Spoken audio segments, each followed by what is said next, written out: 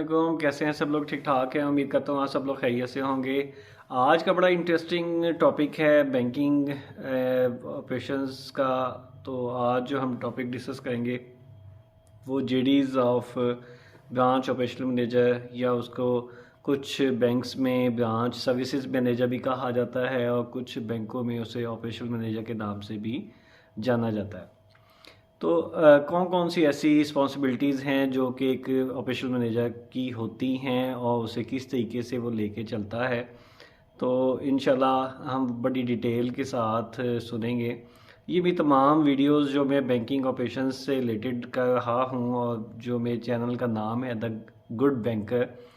तो अगर आप अपनी तमाम वीडियोस को बखूबी गौर से सुने और जी एक इंटरेस्ट लेवल रख के सुने तो इंशाल्लाह आप बैंकिंग ऑपरेशंस की जो एक्टिविटीज़ होती हैं किसी भी ब्रांच में तो वो आप बखूबी जान सकते हैं। और जी अगर जो मेरे दोस्त अब आप बैंक में ऑलरेडी जॉब कर रहे हैं वो भी काफ़ी कुछ कह लेना कि इंफॉर्मेशन हासिल कर सकते हैं और काफ़ी उनके लिए नॉलेजेबल चीज़ें हैं। तो वो ऐसी चीज़ें जो कि ट्रेनिंग में नहीं बताई जाती और जी उन्हें सीखते सीखते 6 माह, साल, 2 साल लग जाते हैं। तो उन सब के लिए फ़ायदा मंद है। तो दोस्तों आज हम बात करने लगे हैं रोल्स एंड रिस्पॉन्सिबिलिटीज़ या जेडीज़ ऑफ ब्रांच ऑपरेशनल मैनेजर या बैंकिंग सर्विसेज मैनेजर के क्या क्या रिस्पॉन्सिबिलिटीज़ हैं। एक चीज़ याद रखें कि बैंक में डेजिग्नेशन जो भी हो उसमें मेन चीज़ कस्टमर सर्विसेज है, उसके बाद उसकी प्रोडक्ट नॉलेज है, देन उसकी दूसरी चीज़ें आ जाती हैं जिसमें इंटेग्रिटी है, डिसिप्लिन है, कोड ऑफ एथिक्स के मुताबिक उसकी वर्किंग है, रूल्स एंड रेगुलेशंस हैं जो फॉलो करने पड़ते हैं। मेन ये चीज़ें हैं। और उसके बाद अगर मेन उनकी जो सुबह से लेके शाम तक जो जेडीज़ होती हैं वो भी हम डिस्कस करते हैं वन बाय वन। तो ये मेरी वीडियोस एक या दो या मे बी मैक्सिमम 3 पार्ट में हो सकती है, क्योंकि मैं चाहता हूँ कि जो भी डिस्कशन करूँ आपसे जेडीज़ के मतलब तो वो तफसीली करूँ, जिस तरह से मैंने कैश के मतलब कैश काउंटर और कैशियर की क्या क्या जेडीज़ होती हैं उसके मतलब वीडियो बनाई। फिर उसके बाद मैंने जो ब्रांच ऑफिसर होता है या ब्रांच सर्विसेज ऑफिसर होता है या किसी बैंक में उसे रिलेशनशिप ऑफिसर भी कहा जाता है या अकाउंट ओपनिंग के नाम से भी पहचाना जाता है, तो उसकी हमने जेडीज़ बड़ी डिटेल से डिस्कस की। और जी सेम इसी तरीके से इंशाल्लाह हम इस वीडियो में और आने वाली में एक दो और वीडियोस में डिटेल से डिस्कस करेंगे बैंकिंग सर्विसेज या ऑपरेशनल मैनेजर की जेडीज़ या उसकी रिस्पॉन्सिबिलिटीज़। फ़र्स्ट ऑफ़ ऑल देखा जाए तो अकाउंट ओपनिंग है। अब जब भी किसी कस्टमर कह लें कि उसका प्रोफाइल बनाया जाता है तो उससे पहले वो एक हमारे लिए वॉकिंग कस्टमर होता है।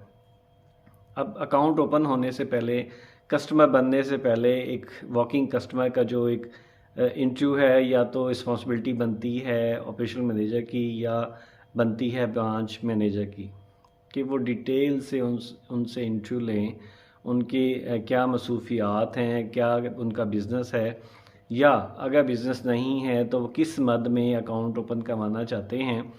तो ये तमाम बातें उस गुफ्तो शनीद में होती हैं जो कि एक ऑपरेशनल मैनेजर या ब्रांच मैनेजर का फ़र्ज़ है। और इनका पहला काम जो एक वॉकिंग कस्टमर से हम इंफॉर्मेशन लेते हैं वो एक छोटा सा इंटरव्यू है कि उसी में ही हमें चीज़ें क्लियर हो जाती हैं कि ये जो कस्टमर हमारे सामने बैठा है उसको किस तरह का अकाउंट चाहिए और किस तरह का अकाउंट उसके लिए बेहतर होगा। उसी वक्त हम उस चीज़ का डिसीजन लेने में हमारे लिए भी आसानी होती है और कस्टमर के लिए भी हम एक अच्छा अकाउंट उसे ऑफ़र कर सकते हैं। फ़र्स्ट ऑफ़ ऑल आपने वॉकिंग कस्टमर को अपने प्रोडक्ट नॉलेज के मुताबिक इंफॉर्मेशन देनी है। और एक बीएसएम या ऑपरेशनल मैनेजर की रिस्पॉन्सिबिलिटी होती है कि उसका बॉडी गेस्चर या उसका बॉडी लैंग्वेज और उसके बोलने का स्टाइल फ्रेंडली हो और जी कस्टमर ओरिएंटेड बिहेवियर हो कि हमने क्लाइंट बनाना है। जस्ट ये नहीं कि टू द पॉइंट बात करें और जी कोई डिटेल से उसे समझा ना पाएँ और जी वो क्या चाहता है और किस लिए ब्रांच में आया है। तो इन तमाम चीज़ों को मद्देनज़र रखते हुए हमें उसे इंफॉर्मेशन देनी चाहिए।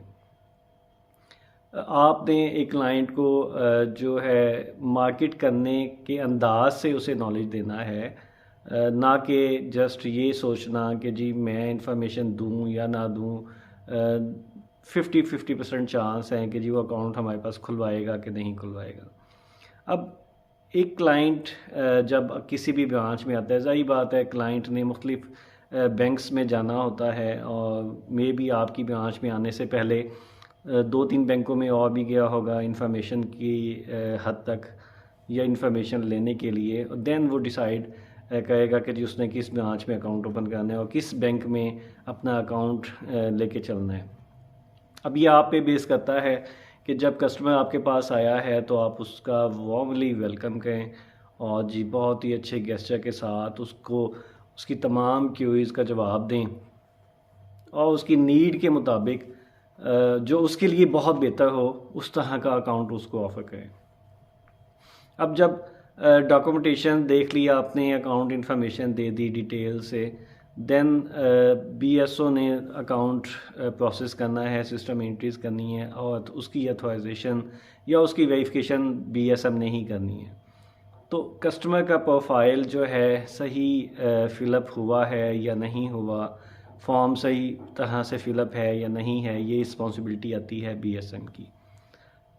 क्योंकि मैक्सिमम जो है मिस्टेक जो ब्रांच में होती हैं वो कस्टमर की अकाउंट ओपनिंग के वक्त ही होती हैं। उस चीज़ को जो मॉनिटरिंग करनी है वो बीएसएम की एक अवलीन तरजीह होनी चाहिए कि कस्टमर का जो प्रोफाइल है वो सिस्टम में सही फीड है कि नहीं, और जो चीज़ सिस्टम में है या जो उसकी डॉक्यूमेंटेशन हमें बताती है कि कस्टमर का प्रोफाइल ये है उसके मुताबिक फॉर्म फिलअप हुए हैं कि नहीं, और तमाम जगहों पे जहाँ जहाँ कस्टमर के साइन चाहिए वो मौजूद हैं कि नहीं।